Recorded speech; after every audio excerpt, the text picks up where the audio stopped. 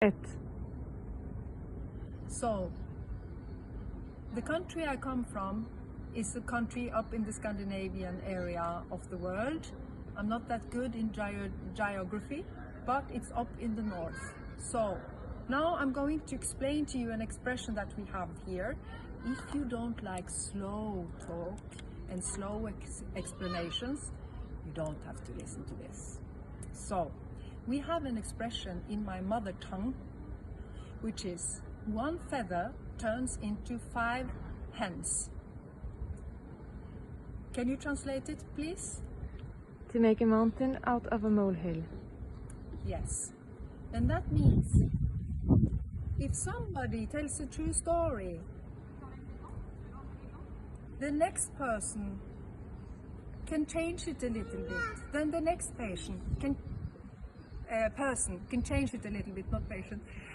And so on and so on. So then, and why am I telling you this? Because the application, I mean, oh, did you take the apples?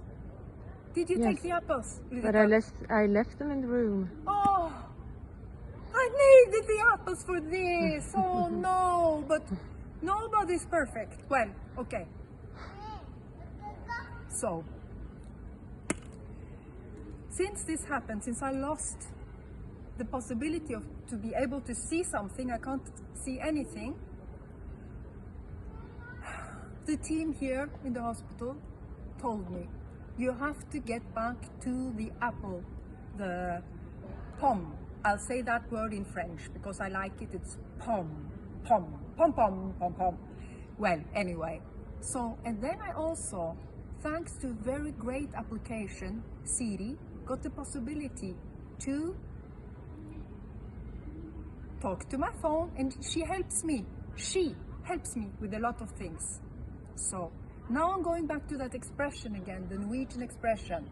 One feather turned into 5 hens. I am going to explain to you that I am telling you now the feather, the only feather. The truth and nothing but the truth. I am telling you here in this video. Not trying to get too excited. But it's a quite incredible story. So, you know, I think the story of this application had turned into quite many henses because I heard, I don't remember from when, but not from French people. I heard it not from this country that starts with an F. I heard that. I think it was from one of my Scandinavian, or I don't know, well anyway, from the north of Europe countries, I heard.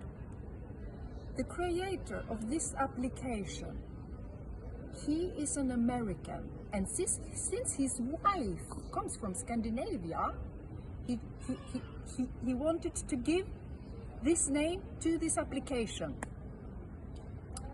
So I thought, and I thought and I thought, thank you to the chirurgeon, my brain is working a little bit quicker now, and quite deeply good. So, I checked it out, and I found the feather. Siri Kalvik, hvis du hører dette her, skriv under på at det er sant! So, the name Siri, it's a Norwegian first name, surname, and I grew up with 4 or 5 that had that name. They were my friends. No, they were not my close friends. And so, I know this is a very common name. It's like Annie in the English language tongue, the mother tongue. Or, you know, Françoise in France.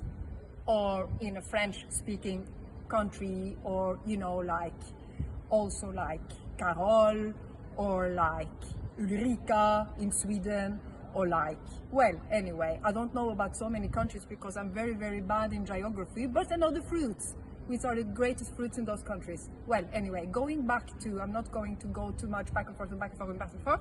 So,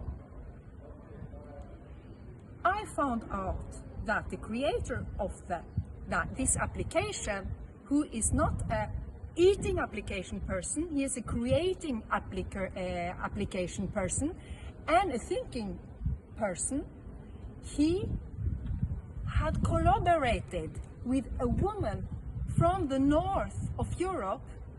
She was working with weather, telling you what the weather will be.